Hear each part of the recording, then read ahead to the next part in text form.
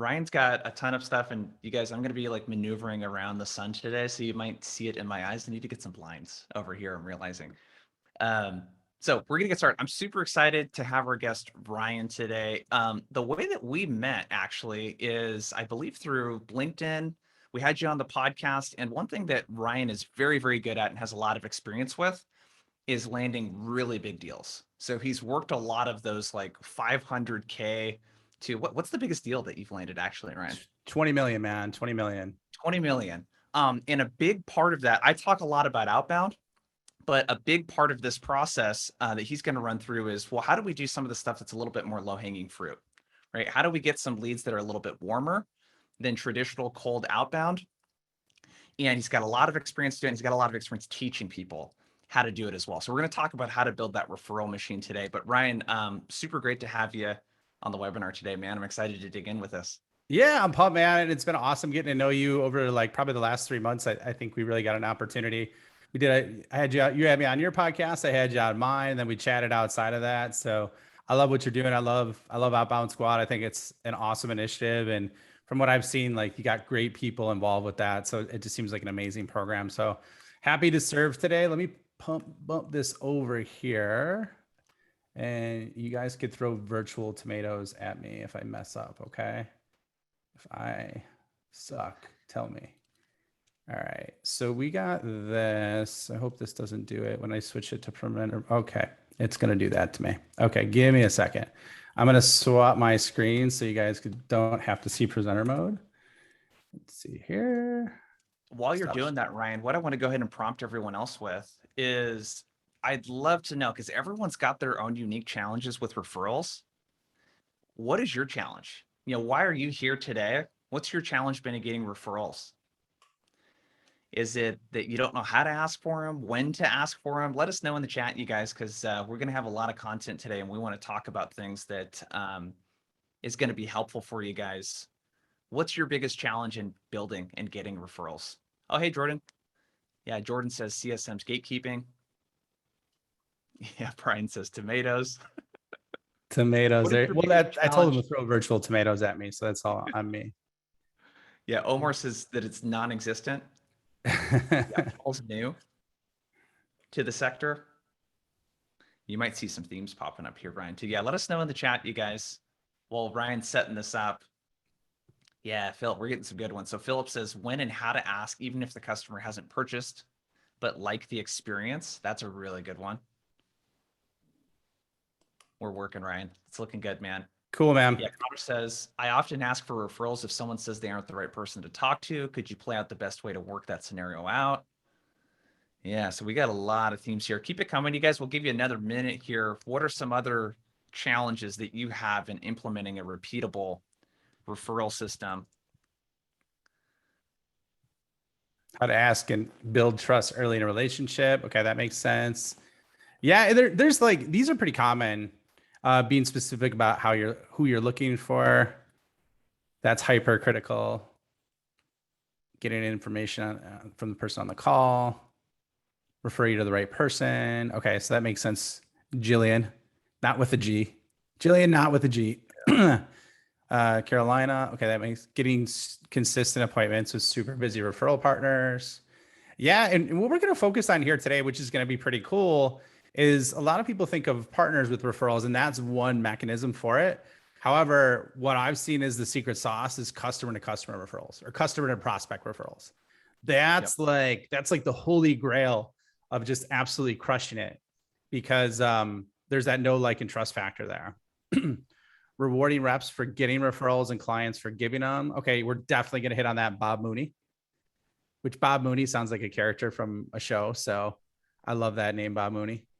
Oh, there's an echo in my voice. Damn it. How's this? This is a little bit better. I don't hear an echo. Ryan, is anyone else getting an echo? Let us know if the audio's, if there's something up with the audio, you guys. Yeah. No echo. Okay, cool. By the way, the stuff that you're seeing here, Ryan, is this anything out of the ordinary, or are these pretty common? No, these are pretty common. I mean, there's a lot of different areas that people struggle with. And I think like, that's why there's a struggle going on. And that's why a lot of people don't use it. And so as you see, like what I'm going to go over today is I systematically broke this down based on first principles. So just like Elon Musk, how he built his entire company was basically he went back and looked at batteries and just determined that if he attacked a certain part of the supply chain, then everything would be exponentially easier and affordable for electric cars. And so what I did is you'll see how I break this down, but there's 4 core areas that I focus on. And I'm going to stop and ask you guys questions throughout because I want you to be involved. I want you to get the most possible out of this, but we got a lot to cover. So Jason, are we cool if we start rolling into this right now? Let's do it, man. All right. All right, let's get going. Okay. So today, this is really the main focus. And I know Jason said the 4-step framework kind of when we had this mapped up, but the way I look at it is basically it's a system to effortlessly increase revenue, and half the time will make your deal sizes 150% bigger. And this is something that competition can't copy at all. So if they can't copy it, it makes it highly unique. And so that's what I love about this. I mean, just Jason mentioned this in the post, but one of the things that I've seen, and I had a client because I consult for CEOs and founders and help them implement this as an operating system in their business. And one of the things is that a sales rep started to implement this and basically got a 4-month sales cycle down to a month and got 4 new logos in 2 months, which was just insane. And so the hit rate was amazing, and he's just getting started. So what we're going to focus on are the 4 areas are the profit pathways. And Lydia, I like what you're saying. The know, like, and trust should be know, trust, and like. Okay, I like that. The process, which is behavior design. And you're probably wondering why I have Instagram up there. So we'll get into that a little bit later. The peaks, and what I refer to peaks are the emotional experience that folks have as a buyer side and what they go through. And then last is persuasion. So we're going to knock on all 4 of these because I look at these are the foundational elements. And a lot of times when people do not have success in doing this or executing on this, the number one reason is because they're lagging in one of these areas or they're not hitting one of these areas. So I want to give you something super actionable to work with. And I want to start off first and just give you a quick synopsis on why I'm doing this, right? Why I'm kind of sharing you guys. I'm not going to go super deep on it, but I always like to know the background or understanding of people when I work with them. And so this is number 1. So you see this picture, pretty sweet picture of myself.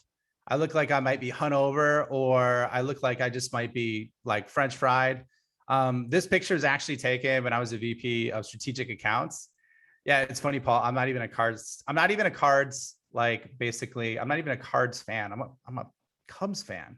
And so anyways, this happened when our flight got canceled, and repeatedly in the airport, we were in St. Louis, and there was no like basically hotels available. So we had to scour and find a hotel. And this didn't happen once. This happened repeatedly. I was like flying all over the country with my team for these massive accounts. And so basically this is what I felt like. I legitimately felt like Frank the Tank when he got shot with a dart in his neck. Okay. And so as you can see by that picture, that was just a microcosm of how I normally felt on a day-to-day basis. Okay. So these are a couple other things that basically how and why I'm doing this. So basically I was fried. And I know as a sales leader, as a sales manager, sales executive, a lot of times you might feel that same way too. Okay. Can you guys hit me up on the chat if you ever feel like you got shot with a dart in your neck, like Frank the Tank? Can you give me a 1 in the chat? So I just want to see if people are on the same wavelength as me. Connor says word. Steve 1, Jordan 1, Paul 11. Oh, I can't pronounce your name. I'm sorry. Tina, Adam. I love it. Okay. So we've all been there. Jason, have you been there before, dude? Absolutely. And that's Serge there on the 11 there. I guess it's a 1 with an exclamation mark, but by the way, just comment, and I mean this as a compliment. You look like you've gotten younger since that picture. Yeah, I probably have. I mean, I got some nice lighting going on. I have a nice face cream that I use now. I got a picture of Chris Farley in the background. So anyways, I won't digress anymore, but thanks, Blair. I like to keep it light because there's a lot of dry crap out there. So I had over 10,000 hours of customer meetings, 3,000 hours of prep, thousands of hours of consuming content. And at the same time, it was over 12,000 hours. And basically what I saw is that average sales execs on my team made 150K from commissions. So if they missed out on one whale a year, that was $100K lost annually. So basically there was $500,000 lost in 5 years by a lot of folks that didn't implement this strategy. Okay. The other one, and these next two are really emotional. So I don't share this a lot in public, but I'll share it with you guys since you're Jason's peeps. What I would tell you is I was working so hard and I was traveling all over the place that I came home from work one day and I had a 2-year-old daughter and she wouldn't even hug me. She wouldn't come by me. And it just absolutely gutted me, because it was one of those situations where I thought I was doing the right thing by trying to provide for my family. But then at the same time, what truly happened was she didn't know me because I was never around. And so like, if I could help someone be around for their family or enjoy life more, that's part of why I am doing this as well, to give back. And then last but not least, I was working for investors. I was essentially a slave to investors. And I throw Scrooge McDuck up here because they were like swimming in their piles of money while I was working 70, 80 hours a week, and then had a CEO that was constantly pressing me and kept smashing the more button. How many people on this feel like sometimes your employer, and it's okay, or maybe you do it yourself, you feel like someone keeps hitting the more button and asking more, more, more, more? Throw it in the chat. Hate PE, slave to quota. Yep.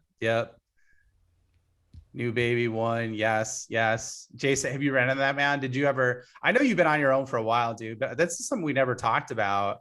In Carolina, there's sometimes of a toxic more feel in the past. Have you ran into that, Jason, when you were working for the man? Not really. Not as much. No. Okay. Well, then you can't identify with me right now, but that's okay. Well, some of the people in the chat can. yeah, this is why I started my own thing, like 8 years ago or however long it's been. The golden handcuffs was the big thing for me. Yeah, I didn't want to exactly. get to a point to where I was doing something I didn't want to do and couldn't leave because my lifestyle depended on, that money. So, Yep. yeah. We've all been there, man. So, okay. So getting into referral systems, and I want to show you this. This is basically an example of this is how it all happened. Yeah. 20% more every year, Steve. Tina. Yeah. I'm the same way. I'm harder on myself than any boss ever was. And then I forgot who said it in the chat earlier, but I went through multiple PE exits, which was lucrative and great. However, I looked like Frank the Tank with a dart in my neck. So going over to referral systems, this is basically how it kind of came about, that I realized there's a massive opportunity to help people in this area. And so as you see this picture, I was at a conference. There's 5,000 entrepreneurs at this conference. This is about a little over a year and a half ago. And one of the best, in my opinion, speakers in the world, but also ranked by American Express as the top 5 business consulting speakers, Tony Robbins, was up on stage, and some people like him, some people don't. That doesn't really matter. What really matters is he asked people, okay, how many people in the audience stand up? There's 5,000 people.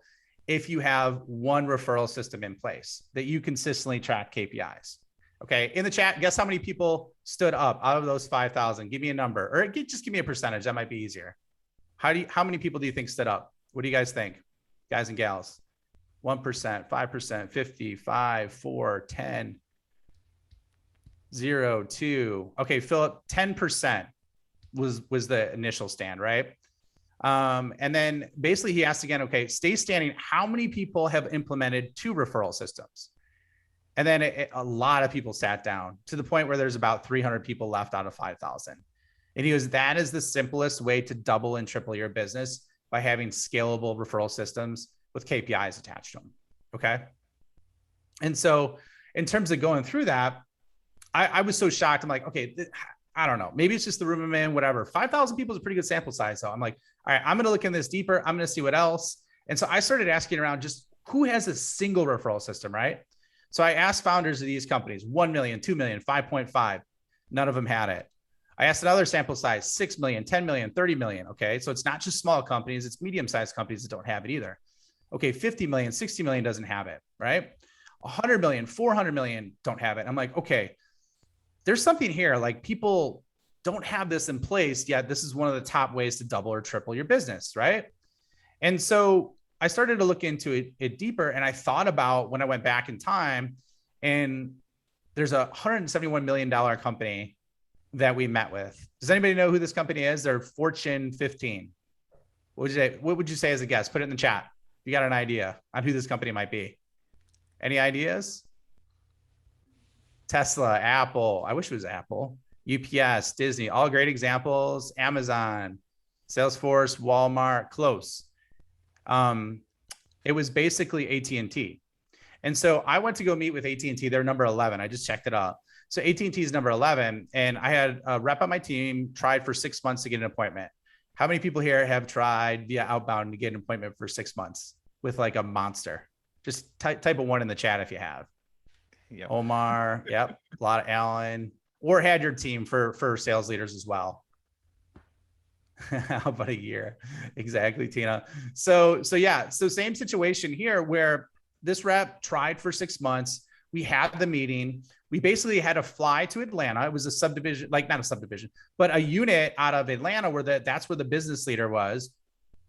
10 months. I love that, Alan. And so what happened was basically we did that and we flew out there, and it was one of those locations that kind of sucked to get to, right? We had to drive like 5 hours each way. And so then we drove 5 hours each way. We got there, we had the meeting, we had all the right players in the room. And then guess what happened? We had basically the guy's like, oh, this is great. This sounds awesome. However, we just signed an agreement for this 2 weeks ago. Right. So you go through all this crap, you finally get the right player. And then like, we just signed something for this 2 weeks ago. And I'm like, well, how long's the agreement? Oh, 5 years. So you're just like, okay. And as a leader, I just see my rep totally deflated. And I'm like, I feel for the guy, like felt like his guts were pulled out on the table. And so what we did from there is I'm like, okay, how can I turn this into something that's a benefit? And so as you see right here, I asked the guy, okay, who do you know, or what other associations, what other groups do you participate in? And he basically was on the board of an association of a 250 person conference. It was only high level decision makers.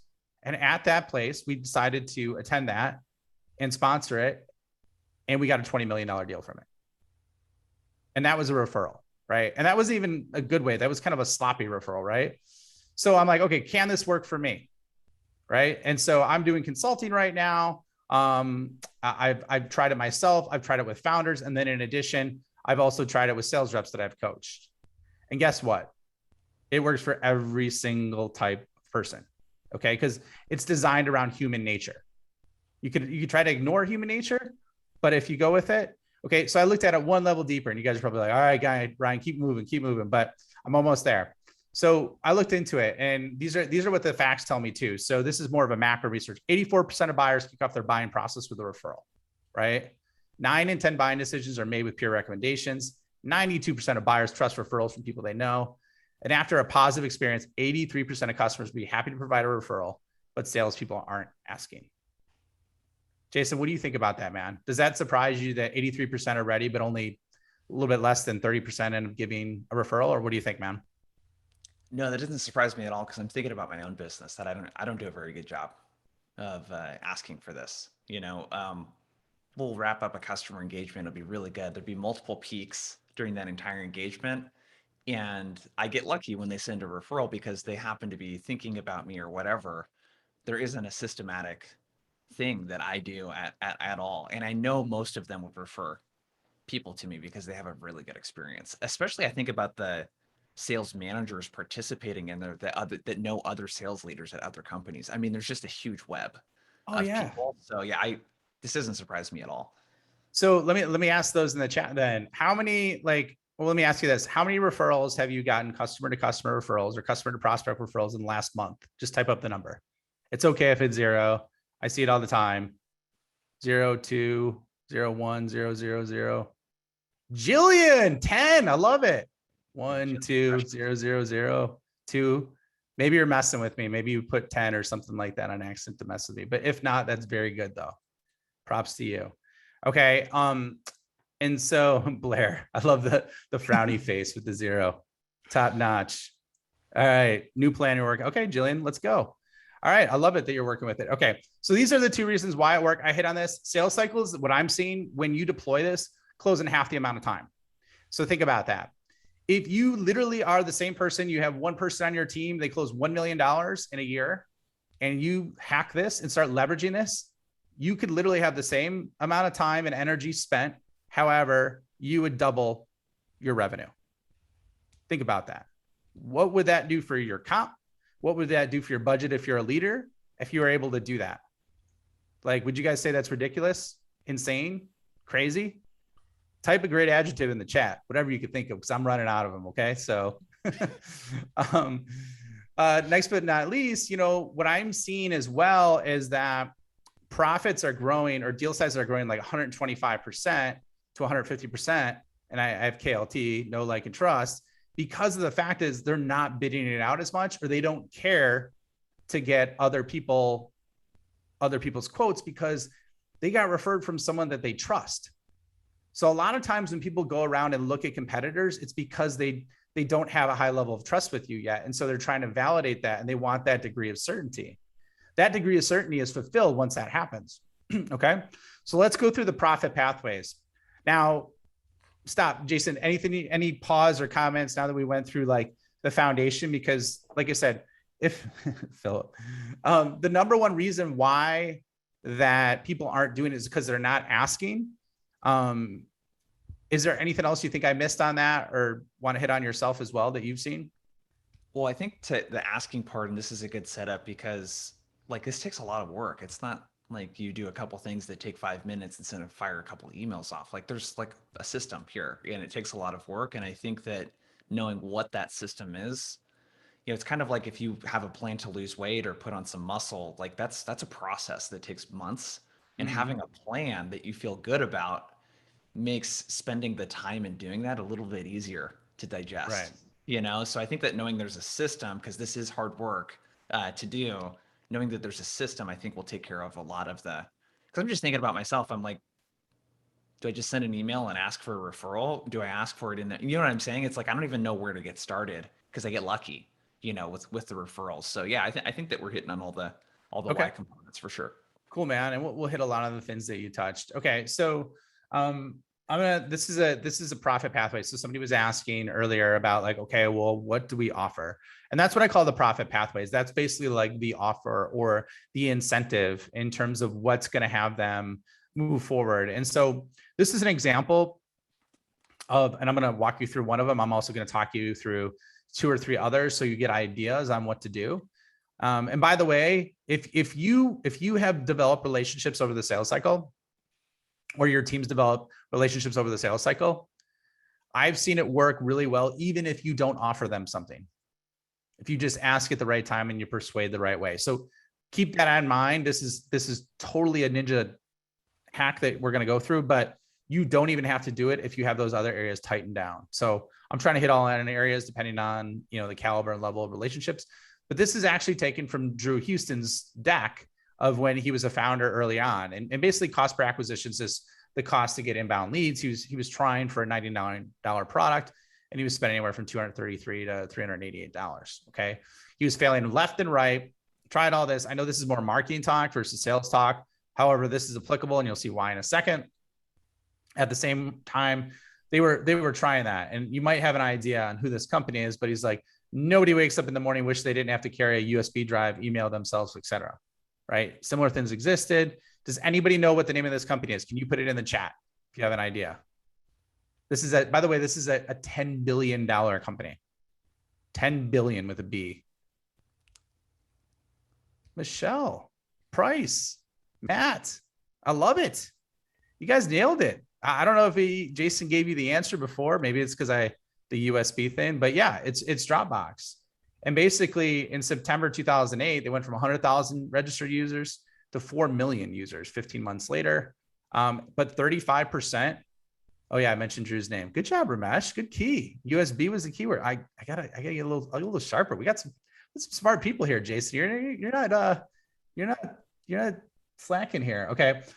So what they did is they got 35% of the daily signups from it, and they valued close to 10 billion, right? And all they did was, as you see right here, they included it in their implementation process. That's all they did. They just made it a part of a normal process. And now here's the other aspects, and you might not have known this. Did you know that Uber got 95% of their customers from referral? Or that Tesla got a third of their Model S's from referral? Slack got 97% of their users. Okay. And we just went over the Dropbox example. So does this surprise you at all that these 4 companies all leverage a referral system, or no? Type it in the chat. Let me know. Surprise, yes. Not a surprise, no. Would love to see what you guys say. I mean, the amount that came from referrals is the surprising part to me. Yeah. I mean, like Tesla, think about that. We're talking like an 80 to $100,000+ car, right? So you're like, okay, how does that work? Now, the cool thing about them is, well, I'll get into this. The other aspect that you didn't even see is you see here, referring customers spend 25% more. They churn 18% less frequently and show 16% greater lifetime value. So I'm working, Ramesh. I'm getting there, man. I'm getting there. This is step 1. This is the foundation, man. So basically, Tesla's on their 9th version of a referral system. So wanted to share that with you. Okay. So step 1, and I'm sorry, I didn't hit this. What Tesla is doing, so these are examples, Ramesh, I know you were asking. So for that, so what Tesla did is they gave $1,000 charge to someone who referred, and then they put them into a contest. All right. Slack, all they did is at the point of implementation, when someone's like, yes, I want to move forward with Slack, they asked them to invite friends. So that was more of a community model. Tesla was an incentive model. Dropbox and then PayPal did this too, was a 2-sided referral program where, like for PayPal, they basically gave every new user $50 credit and the new user $50 if they incented them to, basically if they referred them into the program. So those are called 2-sided referrals. On addition, like I'm going to get into other principles in here, you'll see, but bottom line, those are different examples. If you're talking software, like you're a software company, a SaaS company, you could give them additional modules. You can give them information on the next problem they have. So there's a lot of different ways that you could go. It's really truly comes down to, what does my customer need most at this point in time? And what would they find extremely attractive? Okay. I've even seen people too. This is super simple. You could give a $25 Amazon card or a $25 Starbucks card if they refer someone to you. And you could expense it if you're a rep, or if you're a manager, you could apply for this and get this included. You could even do a 2-sided one. So everyone that they refer to has basically $25 and then they get $25, because the deal sizes that you'll get from these will be ridiculous. Okay. Yeah, I agree. Lydia, they're definitely different from Uber and Tesla, or the same as Slack and Dropbox. Those were just some examples. So does that help, Ramesh? I know you're asking for some more specific examples. Does that help on the type of give that you have? Okay, just let me know in the chat and we'll keep going on. Okay, cool. Okay, so the next part is peaks, right? And this is really important. So kind of like when you're baking a cake, if you start to bake all the ingredients before they're mixed up, put in the pot, it's going to be a terrible experience, right? Because it wasn't done in the right order. So peaks, a big part of that is understanding the right timing, right? It's kind of like, if I ask my wife for a big favor and she's been watching the kids all weekend and I just got back from Vegas, she's probably not going to be very likely to give me that favor or help me out in that situation. Maybe she will, but she's ready for a little help. So in this situation with peaks, what we're talking about is there's 2 core components that dictate everything that people do in terms of their actions. Number 1 is their beliefs. What do you guys think number 2 is? Because this is really, really important. Type it in the chat. What do you guys think? Emotion. Good guess, Connor. That's not quite it. Mindset. Not quite it. Makes them happy. Mind blown. State. Yeah. How do you pronounce that name, Jason? It's Surge for sure. Surge. Yep. Surge hit it. State.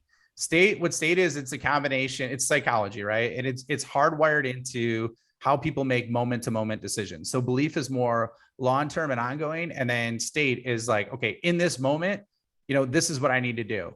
That's why when people are like road raging, they make stupid decisions, and you'll see people that'll shoot someone because they're road raging, right? It's because in that moment of time, they have their focus, their physiology, and what they're saying to themselves, all pointed and focused on that. So with the peaks, basically that applies to the same principle. So what you need to do is map out your peaks. Where are the wins going to be? Like, where are the wins where your customer are the happiest? Okay. And if you guys haven't read it, I highly suggest reading the book, The Power of Moments. Absolutely brilliant book by the Heath brothers. And they talk about this, and they talk about how to create insane, epic experiences for people that they'll never forget. However, example of peaks when they occur, as we're talking in the aspect of sales, you look at your process and you're like, okay, the simple question you could ask, and you're going to want to write this down, is when are my prospects happiest, and when are my customers happiest? Okay. When are my prospects happiest, and when are my customers happiest? And what you're going to see is there'll be times where you give them something small that you think is meaningless in negotiations, and like, thank you so much, it was absolutely amazing. Write that down, right? Hey, I know we've been working on this for 4 months. We got approval. We're ready to move forward. We're super excited to implement. How many people have heard that before? Type 1 in the chat, right? Or, once they say the contract, they're like, thank you. We got it signed. We did it, right? At the same time, when they implement or when they have their first win, right? And when their first win, it could be like partial implementation, or like, hey, what you sold us really, really works. It's absolutely amazing. Okay, that's a big example. And then I didn't even put this up here. Last but not least, another one is like a customer review afterwards, or a call ticket, right? Like sometimes a customer service issue, when you solve a problem really fast, and some companies have rating structures in place, you get a 5, then that's when you call them up and say, hey, I'm so happy we could serve you, and basically we'll get into the next on how to implement it from there.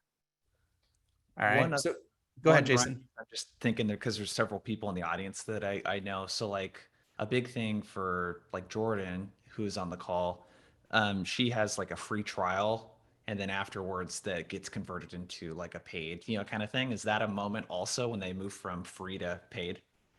Yeah, well, that necessarily isn't a peak. That could be an incentive.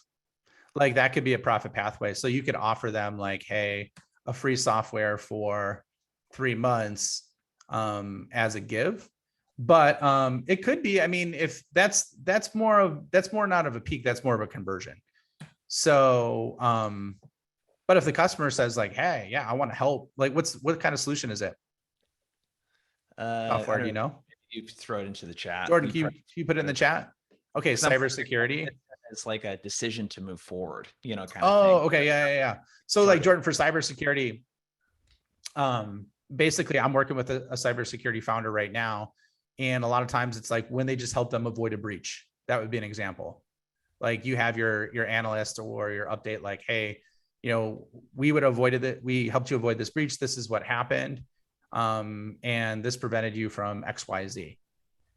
So sometimes it might be the data that you provide during a review that gives them that insight if they don't have that insight automatically. Does that make sense? Does that help, Jordan? Okay. Gregory, you said during the retail process, are you talking like at a retail store, or what do you mean by retail? Then I'll move on because I want to.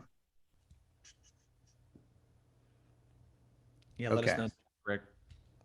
Greg, I was talking to you, or Gregory, I was talking to you. Maybe he's AFK now, away from keyboard. Okay. So we'll move on from there. So we're going to hit on process now. I should say, Jason, before we do that, did you have any questions, man? Like, was there anything that more clarifying questions based on, what you've seen in the chat, or what the squad's doing, anything like that? No. Okay, cool. All right. So now we know we have an incentive that we've identified is going to resonate with our perfect customer. We have the peaks, right? We know when they're the happiest. Oh, professional services is what you're talking about. Professional services sales. Yeah, professional services sales would be like when someone, I'm trying to think of a good example. Even if it's consulting, like basically professional services, example consulting, or if you have an agency, your customer is going to see a big win when you execute on something that you say you're going to do. And a lot of times they're going to be excited. So that's the mental model I would use for that. So process. Okay. So process, I want to talk you through this real quick. This is super, super critical because Jason, I heard you say earlier, like, this is so hard. I don't know what I would do.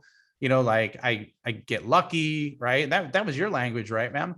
And so one of the things that I did is I looked in, I'm like, okay, well, what, from a behavior design perspective, what's going to truly make this work and what's going to make it fail? All right. And so you guys are like, probably like, why the hell is there a picture of Stanford and Stanford students up there? I'm going to get to that. It's really important, but you'll see why. So basically on the process side, what happened is there is a gentleman, a Stanford professor, who worked for 30 years on behavior science. And he taught classes on it. And basically he also even has done workshops on it for his Stanford students, wrote a book about it.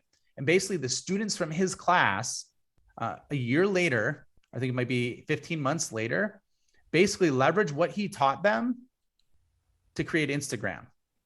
So basically in 15 months, the Instagram is built on his behavior design model. And I'm going to show you what that is in a second.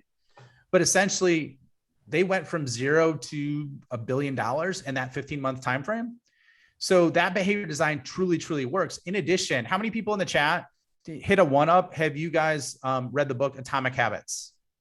How many people have read Atomic Habits? Serge. Yeah, go. Connor, Frank, Andrew. Anybody else? Matt, you can type a 0 if you haven't, or a frowny face. Have it and finish it. Okay, Adam, Jordan, John. I didn't want to exclude anybody. Michelle. Okay, thanks. You guys are great. So basically, check this out. I did not read Atomic Habits myself. Okay, but I knew the student came from there. I read the book that the research from Atomic Habits came from because I wanted to go to the source. So basically, he took a workshop from a guy named BJ Fogg, who wrote a book called Tiny Habits. So if you haven't read Tiny Habits, check that out. It's a thick book, but it's everything you need to know about why people do what they do, which is if you're selling or have a team of sellers, it is really, really important. So here's the model though, and this will give you an understanding of how to fit this into a sales process. So basically what it is like, if you look at this is how it's processed. It's B equals MAP, right? So you got motivation. And I don't know if this is Tiny Habits, Jason, you got it. Motivation. I don't know if this is the X-axis or the Y-axis over here. I always got that confused. Is this the X, Jason, or Y? Probably Y is vertical. Y. Okay. We got the Y and then we got the X, right? So basically, long story short, I'm going to explain this complex principle to you in really, really simple terms. But the higher the motivation is needed to be, see, this is the action line, right? So behavior equals motivation, ability, and prompts. So the way this works is motivation needs to be super high if it's hard to do, or motivation needs to be super low if it's super easy to do. The only key factor is that you're prompting people to do it, right?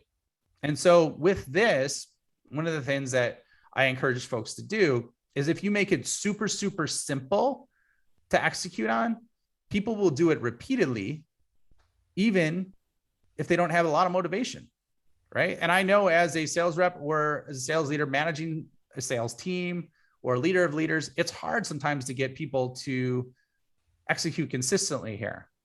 But what you'll see is if you set it up, and this is the design behind it. If you set it up where once a week you batch, who the opportunities or the people that you're meeting with are, the emotional peaks they're having, you already have the pathway plan in terms of what you're going to give them. Then all you need to do is basically set it up in advance, take 45 minutes, look at your meetings for the week, make sure you're connected with them on LinkedIn, look at who they're connected, that'd be a good referral. And then you ask specifically when you meet with them. The book is called Tiny Habits. Okay. You got it there, Jason. So that's how it is. And basically, if you do that and set up that reminder in your calendar for those emotional peak meetings, and maybe you color code them different, that's your prompt. So let's say, for example, your prompt, let's say the timing is like, you're going to give them, let's say, an Amazon gift card, right? If they refer you to someone. In addition, that they're happiest right after they implement because they get insane results. And so when you have that post-implementation meetings, I would color code those meetings dark green. Dark green makes you think of money, makes you think of new opportunities. And so when you see those on your calendar, you look at the calendar before the week, hey, I got some dark green meetings. I need to look and research who these people are connected to. They'd be high value targets for me based on my perfect customer profile. And when you meet with them, you execute on that. And then when you execute on that, you'll start to get referrals. Okay. So Does this help, guys? Is this good? Let me know in the chat. Me a 1 if that's a yes. Let's say a 2 if it's a no. Smiley face once. Okay, cool. All right. 1.5. Okay, we'll keep going, Tina. There's one last piece of this ingredient, so I want to get to that. Okay, so last piece, persuasion. I'm gonna rifle through this because I know we're getting close on time, and if you guys have some questions at the end, I want to leave some examples, a little bit of time for that. But basically, this is a turkey. Turkeys have up to 17 chicks on an annual basis. They're called a clutch. Basically, turkeys start communicating with these little chicklets, what, chicks, cheeps, whatever. They start with their babies before they're even born, right? And so one of the things that they start doing is they start communicating with them verbally. And when they're doing that, what ends up happening is those little baby birds start forming a bond with their mother. But this is where it gets crazy. You guys aren't going to believe this because this transfers over to humans too. But they did a study, and what they did is, because if they're not communicating with them, if they're not saying 2 words, you guys know what those 2 words are? Type them in the chat if you do. I'm going to tell you anyways. This is kind of like a cheesy dad joke, but I'm going to keep rolling. Basically, the 2 words are cheep, cheep, right? They say cheep, cheep. If they don't see cheep, cheep, this turkey will abandon and sometimes even kill their babies. Gobble, gobble. I like that, Philip. So they will even kill their babies. Okay. So they even went as, yeah, I know it's really bad, Alan. Who's going to kill their babies? That's like terrible. So anyways, basically what happens is they even did a study and put a stuffed polecat, which is like one of the mortal enemies of this turkey. And they put that noise, that cheep, cheep noise in a voice box in that turkey. And basically this turkey started to care for the stuffed animal that looked like its mortal enemy just because it made that note. Okay. No problem, Tina. So long story short, basically why that's important is because just as that turkey takes shortcuts on whether or not they nurture their born babies, humans do the same thing and they take subconscious shortcuts. So on a percentage, what do you think the percentage is of how many conscious thoughts that you have as a person on a day-to-day basis? Are we talking 50, 70, 40? Alan says 10. Lydia says 10. All right, what else we got? Anybody else? 30. Okay. It is actually 10. You guys are right. And so 90% of what we do is a mental shortcut. And so why that's really critical is because then you know, and you could take those shortcuts and leverage those when you're trying to persuade your clients or prospects. And this doesn't relate to anything else or having your team do it within the sales process. So here's an example. This is how you apply it. This is where most people mess up. Okay. So I'm sorry for those that have missed. You're going to want to come back and check this out because this is where most people make the mistake. Okay. With persuasion. This is a story. This is a story about a waitress. This waitress, basically, you just had an awesome meal. You're ready to check out. And what does that waitress do? That waitress comes to you and she brings you a check. And on that check is 2 mints or some pieces of gum with a little note that says, "Thank you, Jason Bay. I really appreciate you coming in." And she's like, "I got this for you." Guess what that does? Guess how much that increases the percentage of tip that people give? Write it in the chat. What do you guys think? 5%. Jordan. Serge, 90%. Serge is very generous. I love that, Serge. Thank you. Anybody else? 10. What else do we got? What else you guys guess? 40. She marries David Foster, Lydia.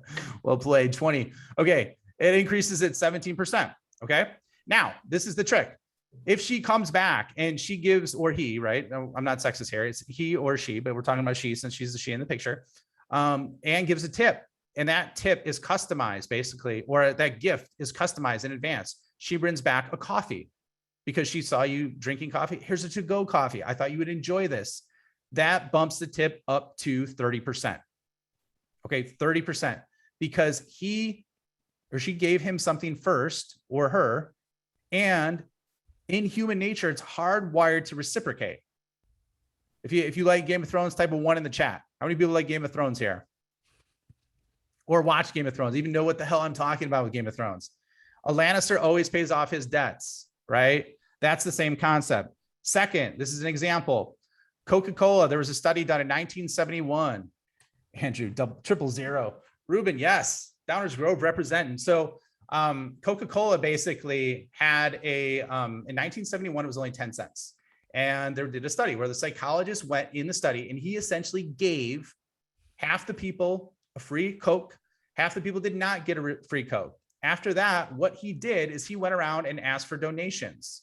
Okay. From that 10-cent Coke, the people that did not get a Coke, let's say this, so the people did not give a Coke, how much do you think they donated on average? Give me a dollar amount. What do you guys think? Guys and gals, I'm sorry. What do you, it's a bad habit I have. I always say guys. 0. People that did not, 5 cents, $5. All good guesses. Connor, John, Alan, anybody else? What do you guys think? 8 cents. A Pepsi. Sarcasm in the chat. Surge, 15 cents. Okay. They gave $2.50. Those are people that didn't even get anything, right? Now, what do you think the people that got the 10-cent Coke, how much did they donate for the cause? I want you to put that in the chat. Remember, $2.50 for people that did not get anything. 25 cents. $10, Connor. Thank you. Zan, $10. $5. Okay. Paul, you hit it the nail on the head. It's $5. So, and what the people said that donated the $5, a bunch of them even said, I didn't like John who gave me the Coke at all. I just really didn't even like him. So they not only didn't even like him, but at the same time, they gave double what someone who didn't receive a Coke gave. So the moral of this story is give to get or give to grow, right? A lot of people always ask, and that's why I'm saying this is one of the biggest mistakes that people make, is they try and give second or they give contingently. However, if you give first before you receive anything, you could basically blow it up. And that's the beautiful thing about it. You know, I've experimented with this personally, and I've done someone a solid, huge favor. And basically, I've given them what it could be information, it could be a gift, it could be modules, it could be discount, it could be a connection. And the question they always ask is, what can I do for you? After you give them that unexpectedly and create value, they say, oh, thank you so much. I really appreciate it. What can I do for you? And the key is to do it on the spot so they know that you're someone that follows their word. Okay. What do you guys think of that? Give me a Go Givers by Bob Berg. What do you guys think of that? Was this helpful? Give me a yes or a no in the comment. About Ryan with this that comes to mind, because there's probably BDRs, SDRs in this group too, is when you get the meeting set up with your AE and the AE takes it from there, you can still maintain contact with that prospect and send over something helpful to them. A resource, some sort of white paper, something like really like a big value add, or someone that you might be able to like introduce them to that you've also talked to before. So you can even do this as a BDR, SDR, even if you're not taking the deal to the finish line and really interacting with the prospect beyond that first call. There's a lot of things that you can do to create some reciprocity. Yeah. Yeah. Jason, I think that's a great call out. And, you know, that's why, like I work with companies because there's different companies or different situations. Some companies have SDRs, some they have customer success, some are full cycle reps that are doing everything. So, yeah, Daryl, in terms of asking for a referral, when you're not sure who they could refer you to, the key is knowing who you want to meet in terms of like title, company size, role, and then look at who they're connected to and their social networks with that. You can do that on LinkedIn very easily, right? So that's a way to do it. And come to them with a list and ask them like, hey, do you know these people? These are people I'd love to get connected to. Okay. So just to summarize it, because I know we're just about out of time, you got the pathways. So that's what is the give. You got the process, which is the behavior design. And then you have the peaks, which are when your customer or prospect is happiest. And then you got persuasion, right? Which is reciprocity. And that reciprocity is just one. There's like a persuasion stack of mental shortcuts that is from Robert Cialdini, which he did 30 years of research. I know it seems like everybody's doing 30 years of research, but he did 30 years of research on psychology and wrote the book Influence. If you haven't read the book Influence, he's got 8 principles of persuasion in there. And he even gives a warning, like, don't manipulate people because these are so powerful, right? And so I use it for good. But here's what I've seen. People have grown their businesses exponentially because they're giving first versus receiving. So, so that's pretty much it I had in terms of the training portion.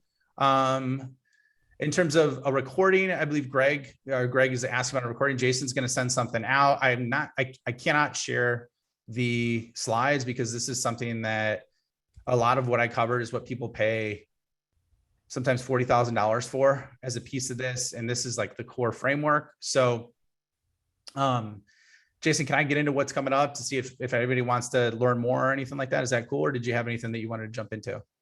No, yeah, that would be great. Ryan's got some, if you guys want some additional ways to get help from him on this, that's what we're going to talk about next. But yeah, we'll send out a recording and stuff afterwards so that you guys have it. Yeah. And so I want to do something that's going to leverage it so that everybody can take advantages. I want to spread the word on it. I see it so powerful. And I wish I would have had this when I was a sales leader from the get-go and developed something, or as a founder when I first started, or as a rep. And so what I did is I'm going to do a half-day workshop on this. So this is a deep dive on basically what I touched upon today. It's about 4 hours. And basically the outcome is you can immediately start leveraging this. So it's a lot more granular. At the same time, there's a VIP option where you get 2 additional sessions where it's live Q&A over Zoom, not over chat. And then what I'm going to do for the folks, this is just for you because you are in Jason's community, is these 3 bonuses, right? Where I'll give you the number one most proven method to acquire whales, which are deals that are 50K to 20 million that I used. At the same time, the second bonus, I'm going to a closing framework that I used to over $100 million in business. And then at the same time, I did the Enterprise Sales Summit last year. I interviewed 29 world experts, and basically there are 29 hours of content. Actually, it's about probably 35. I distilled all those presentations into notes and frameworks that the speakers had, which are the best of the best, ranging everywhere from prospecting that could augment what you're doing to inbound to middle of sales execution to the future of sales. And I'm going to share that with you if you take advantage of it. All you have to do is type in JBay. Reply to if you decide to move forward with JBay. Here is the link, which we could put in the chat as well. But basically I charge clients normally $10,000 for this for 4 hours. I would normally charge $2,000, but today it's only $297 for a VIP and $97 for general admission. So feel free to take advantage of it. I would love to see you all there. You seem like a lot of fun and would be happy to help you out and kind of take it from there. But yeah, there's going to be a great group. There's founders, there's sales executives, and then sales leaders that are going to be participating. So that's all I got, man. Yeah, $97 is pretty much a steal, to get some stuff. So I'm going to be checking it out. Ryan, I'll talk with you after that too, because after this, I'm definitely interested in getting some more help leveraging referrals, especially for Outbound Squad, definitely. And also just for clients and stuff like that. But yeah, check it out if you guys are wanting some more stuff and like a super deep dive into that. I'd check out that link that we just dropped in. I'll send this out in an email afterwards as well. But yeah, I would definitely go check this out if you want to build a referral engine for sure. Ryan's he's the guy. There are few people, Ryan, that I can think of that I've ever interacted with that, especially on an enterprise level, are able to like actually implement some of this stuff, and people that have actually done it before too. So yeah, go check it out, guys. Thanks, man. I appreciate it. Ryan? What's that? Anything else you want to leave us with? Anything? No, I just want to say thank you. You guys are awesome. You were so much fun and appreciate it. I see everything lighting up in the chat. I appreciate you guys. Jason's doing awesome work. So I just feel blessed that I'd be able to participate and share this with you guys. And I hope it helps. Just implement it. That's all you got to do is start implementing it. And if you need more, then I'm happy to have you on that workshop as well.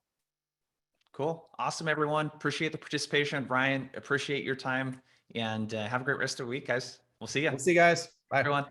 See ya.